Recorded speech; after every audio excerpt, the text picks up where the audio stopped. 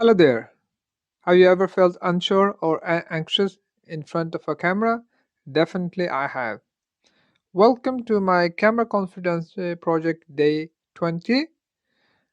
In this program, I'm sharing my progress and tips to how to get better in camera confidence. And if you find this interesting, please join me and let's dive in. This is another day, and I want to speak of a different topic. Salam, hi, namaste, and sasrikal, everyone.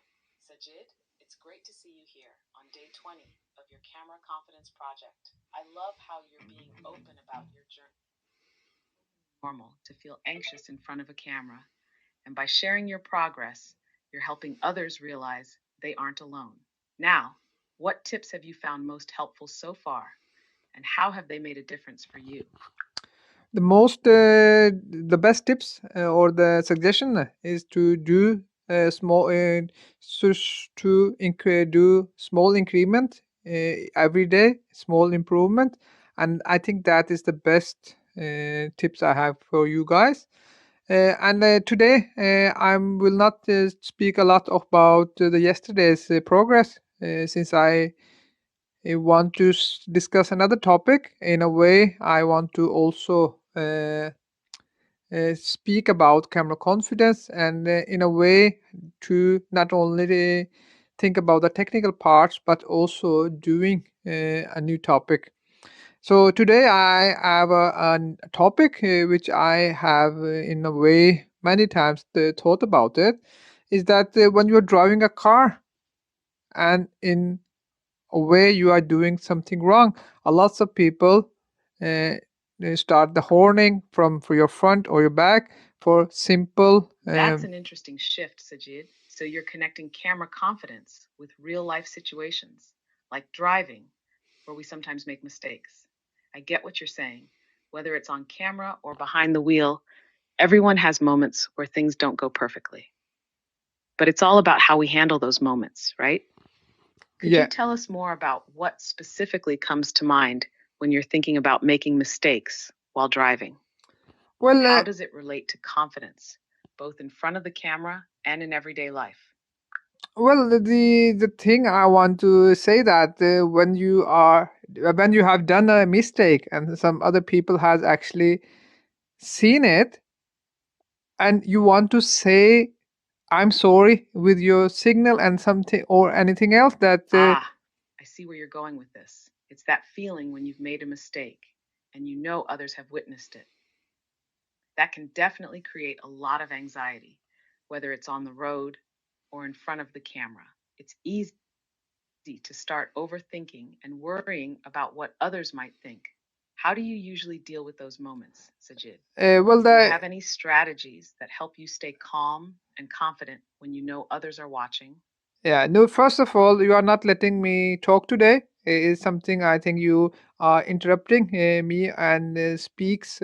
So from now on, please let me finish before we can go further on. The reason I want to say is that when you have done a mistake and some other people had recognized, usually many of them get very angry and make some gestures, you know that they are angry. But when you have done the mistake, I do not have any way to say sorry for that, and that is the one signal which I have been thinking of how to say that you are sorry about that. So in my I had for a couple of weeks ago, I was in Denmark driving car, and in a way I was driving on the wrong lane, and somebody behind me actually horned at me, and because I was on the left side, I should have been on the right side of the road. Both roads were going in the same direction, so but I should have been on the, because that was the slower road, and in the left side the lane it was going to be the longer one. But a person behind me horned me, and in a way in a way while he was passing by, he said that I should have been other side. So I You're actually absolutely right, Sajid. and I apologize for jumping in too early before. It sounds like that experience in Denmark really stuck with you. When someone honks or makes a gesture, it can feel uncomfortable because you genuinely want to apologize. But there's no simple way to do that from inside your car. Have you thought of any ways to signal that you're sorry in those situations? Or Yeah, how did you handle it at that moment? well, specifically on that moment, I just raised my hand, and in a way, I waved my hand to make him understand I have understood, and then I just turned right on the right lane, and that gesture made me and in a feel, and he when he was in the next sense, what I noticed from the other guy, he gave me thumbs up since I acknowledged his wrongdoing, what that I have done something mistake, and I applied by that. So that was a moment in many years that I found out that it is actually a way, as long as you do what the other person has been doing, and if you can actually just wave the hand and make that understanding, and maybe also say it sorry or beklager in the Norwegian. But what I want you to do is to go around the internet and find if there is any way to do that.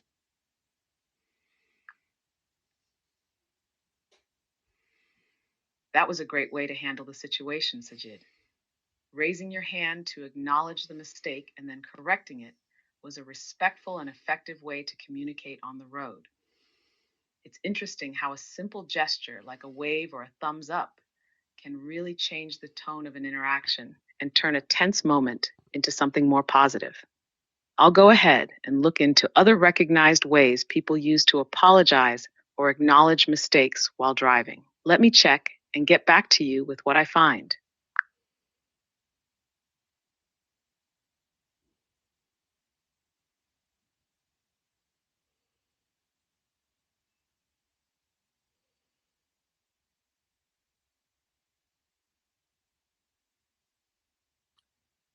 So we will wait until the Noor will reply. So maybe, and I want also to say that that's kind of a gesture where we can do actually. So I have many times thought about it, but since That's a good point, Sajid. Gestures like that can really make a difference in how we communicate, especially in situations where words aren't an option. It's a universal way to show respect and take responsibility, which is important both on the road and in other areas of life, like when we're in front of the camera. Now, while we're waiting for Noor to find more about those driving gestures, what other situations have you noticed where nonverbal communication really helps smooth things over? mostly, I think when you have nonverbal, a smile, in a sense, when you do have a smile on your face, mostly people understand you, and it's and many times when you have done a mistake, it's better to actually acknowledge it and say thank you for the person who has said it or informed you, instead of finding excuses for or just not listening to it. Many times, the people who actually inform you or tell you about the mistakes actually want you to only change it. Just do as, or maybe as when you are standing in a queue, if somebody just want to break the queue and not just go in the queue instead of going behind it. So in that sense, can be, as many people can be irritated that all of the other people are waiting for you and one person doesn't respect them. And I think that's the main target, that when you're doing something, and it is honest that many people do mistakes, but if you acknowledge it and in a way give you this signal of gesture that here I understand that, and I will correct myself. I think people get more irritated when you first doesn't acknowledge it and doesn't correct your mistake either.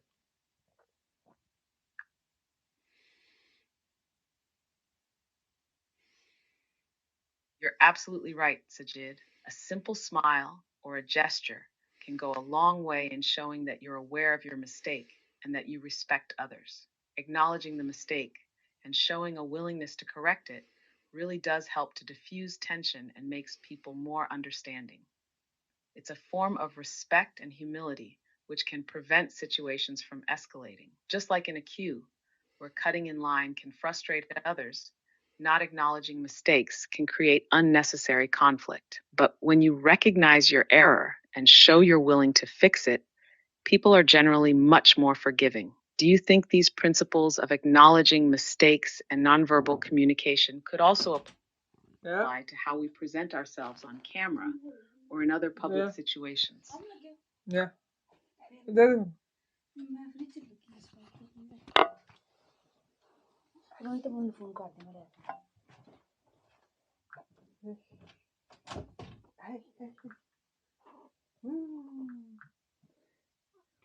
I think